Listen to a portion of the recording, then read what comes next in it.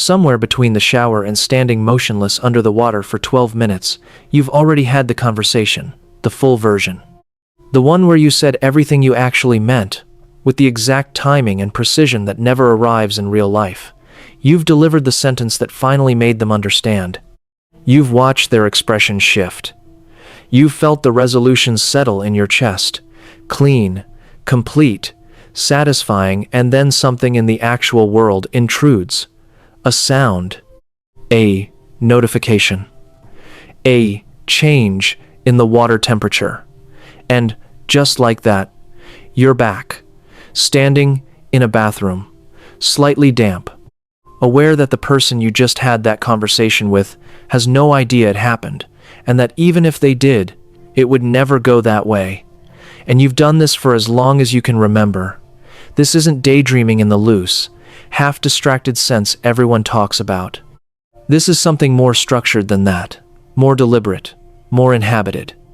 There are recurring characters, scenarios that evolve over time.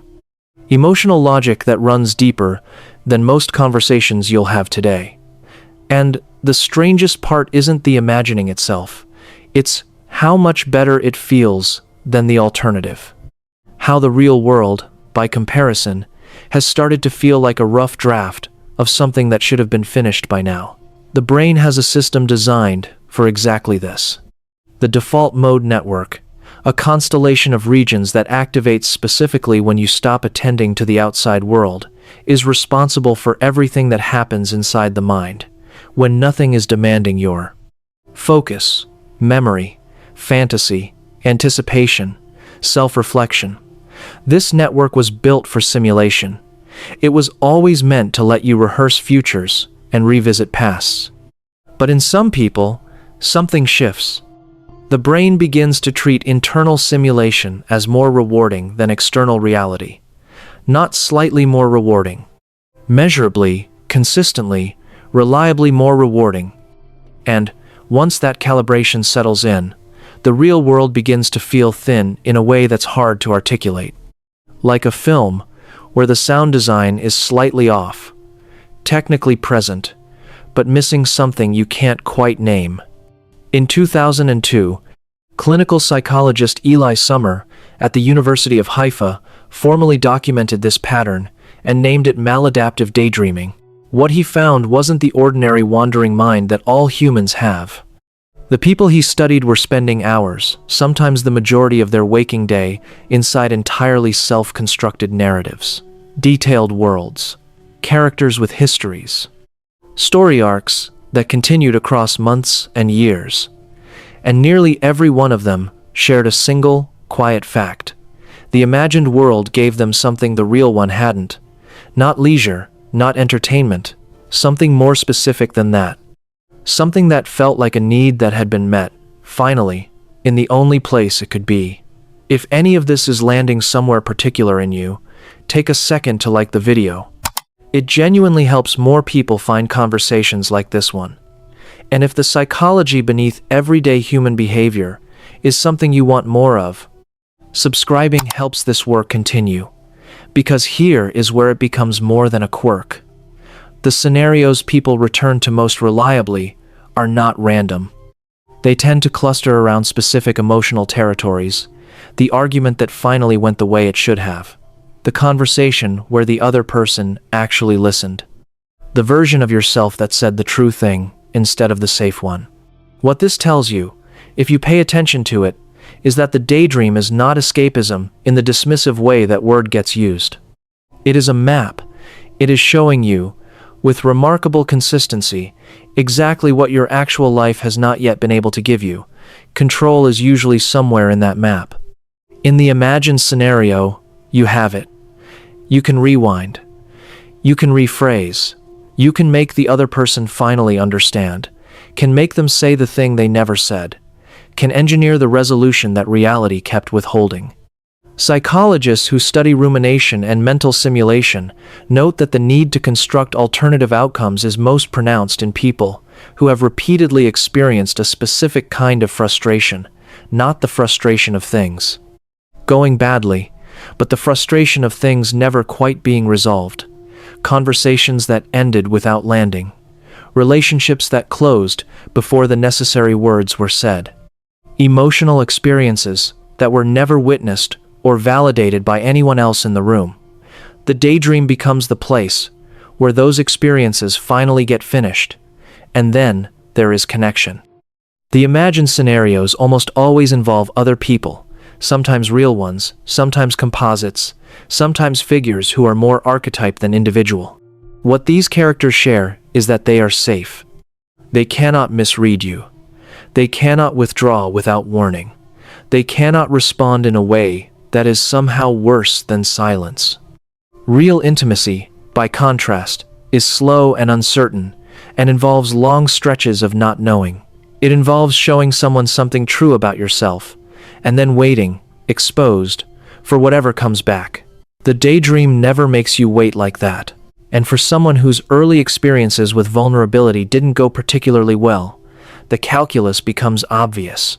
Why keep reaching towards something that costs you that much when there's a version of it right here, inside, where the cost is zero and the return is immediate?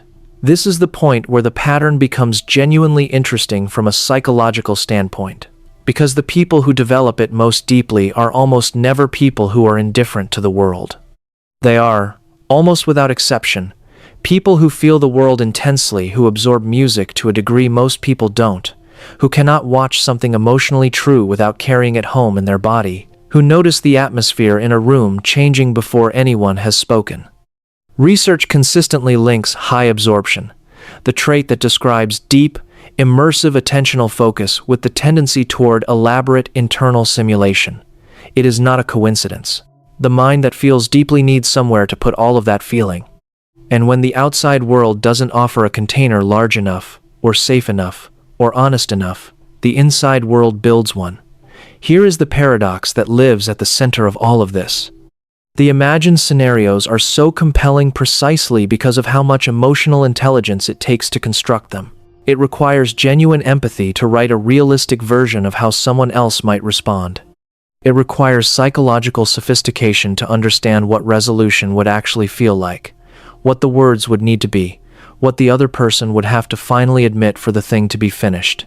The people who imagine most vividly are not avoiding depth.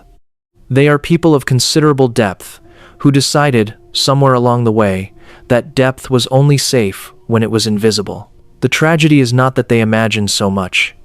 It's that they concluded the real world wasn't a place where that much imagination could exist without being misunderstood. And the shame that accumulates around this, and it always accumulates, is one of the quieter forms of suffering. Because when you surface from 30 minutes inside a scenario and realize the time has moved without you, there is an aftertaste, something between embarrassment and loss. A faint awareness that the world kept going while you were somewhere else, and that you chose somewhere else. The shame feeds the need, the habit feeds the shame, and the habit begins taking up more of the space where an actual life is supposed to be accumulating.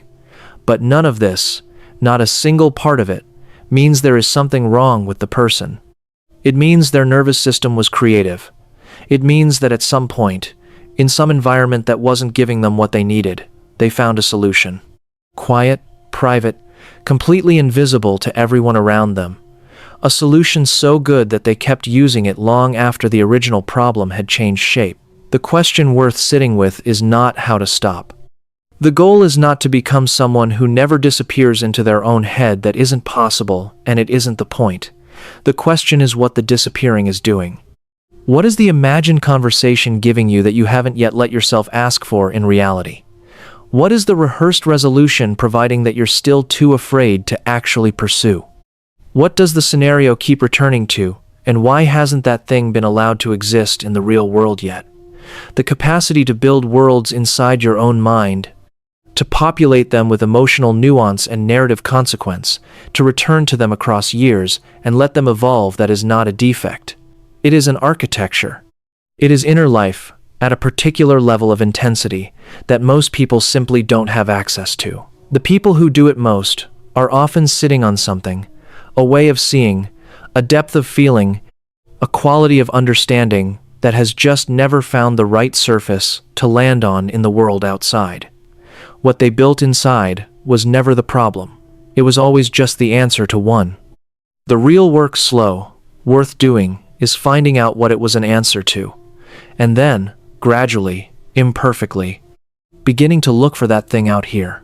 Do you ever notice what your imagined scenarios keep returning to, and have you ever let yourself wonder what that might be telling you?